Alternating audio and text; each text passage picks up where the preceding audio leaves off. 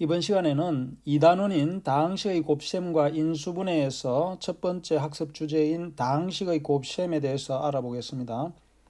학습 목표는 다항식의 곱셈을 할 수 있는 것이고, 첫 번째 두 다항식의 곱셈을 하는 방법에 대해서 알아보면, 민경이는 작품 구성 A의 일부분을 따라 그리기로 하고 직사각형 모양의 도화지를 오른쪽 그림과 같이 네 부분의 직사각형으로 나누어 각각 다른 색으로 칠하였다. 다음 물음에 답해보자. 첫 번째, 직사각형의 가로의 길이와 세로의 길이를 각각 구하고 이를 이용하여 전체 직사각형의 넓이를 식으로 나타내어 보자. 자, 가로와 세로의 길이를 구해보면 먼저 가로는 A 더하기 B가 되겠죠. 그 다음에 세로는 C 더하기 D가 되겠습니다. 그리고 직사각형의 넓이를 식으로 나타내면 넓이는 가로 곱하기 세로를 하면 되죠. 그래서 A 플러스 B가 가로의 길이, C 플러스 D가 세로의 길이이므로 A 플러스 B 곱하기 C 플러스 D로 하면 되겠습니다. 두 번째는 전체 직사각형의 넓이를 네 부분의 넓이의 합으로 나타내보자 그랬죠. 1, 2, 3, 4로. 합으로 나타내보면 1의 넓이는 A 곱하기 C가 되고 더하기 2번은 A 가로가 세로는 D죠. 그래서 AD가 되겠습니다.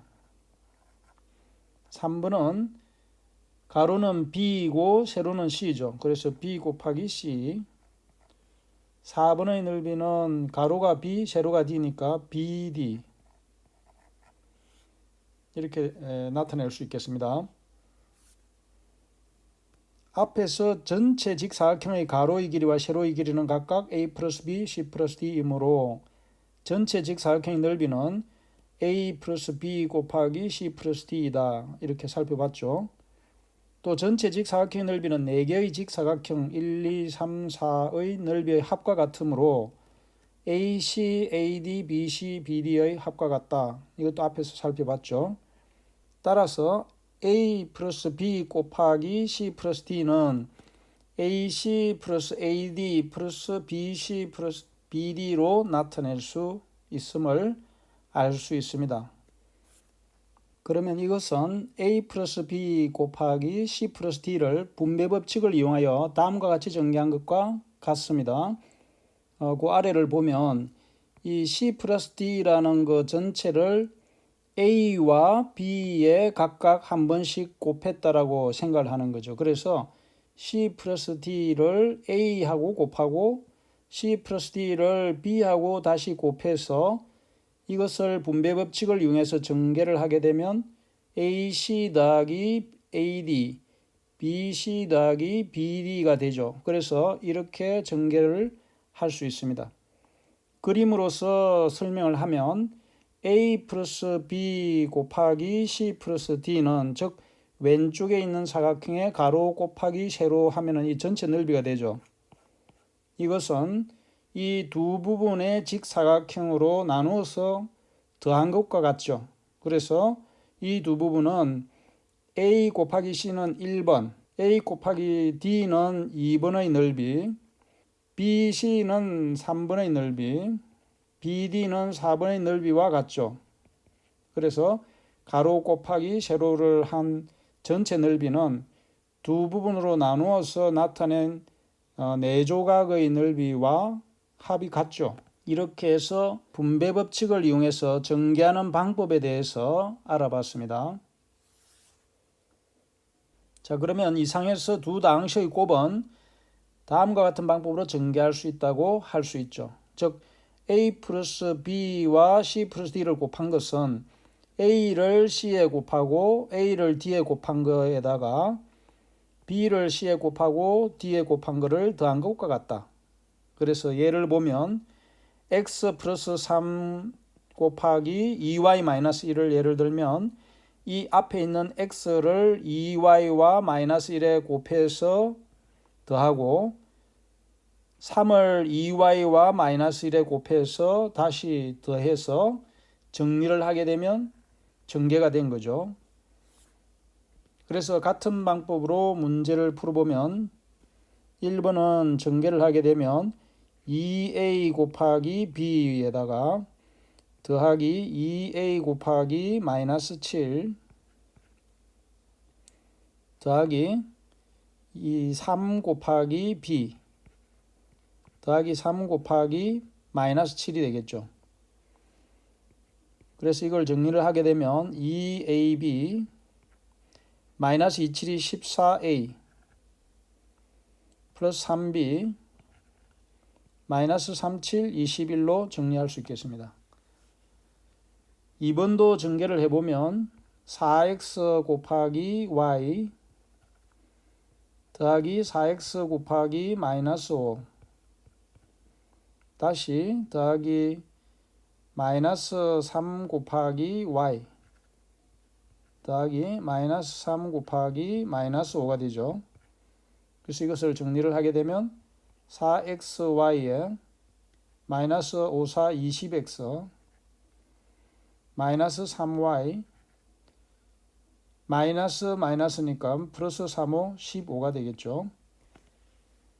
자, 이래서 두 다항식의 곱을 전개할 때 동류항이 있으면 동류항끼리 모아서 간단히 정리한다. 그런데 방금 이 문제에서는 동류항이 없죠. 그래서 전개하는 방법에 대해서 알아봤습니다.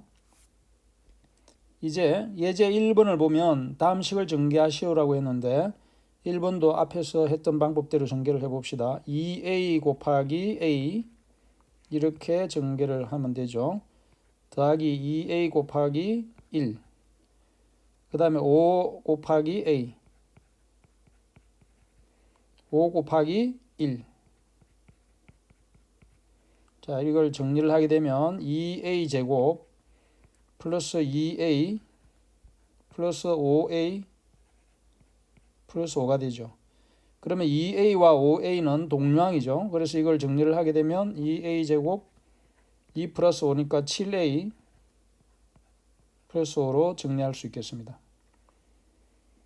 두 번째 문제도 3x와 2x를 곱해서 3x 곱하기 2x 더하기 3x와 3y를 곱하면 3x 곱하기 3y 나중에 숙달이 되면 중간 과정이 없이 바로 전개를 해도 되겠습니다. 다음에는 마이너스 5y와 2x를 곱한 거죠. 마이너스 5y 곱하기 2x 마이너스 5y 곱하기 3y 그래서 정리를 하게 되면 2, 3은 6x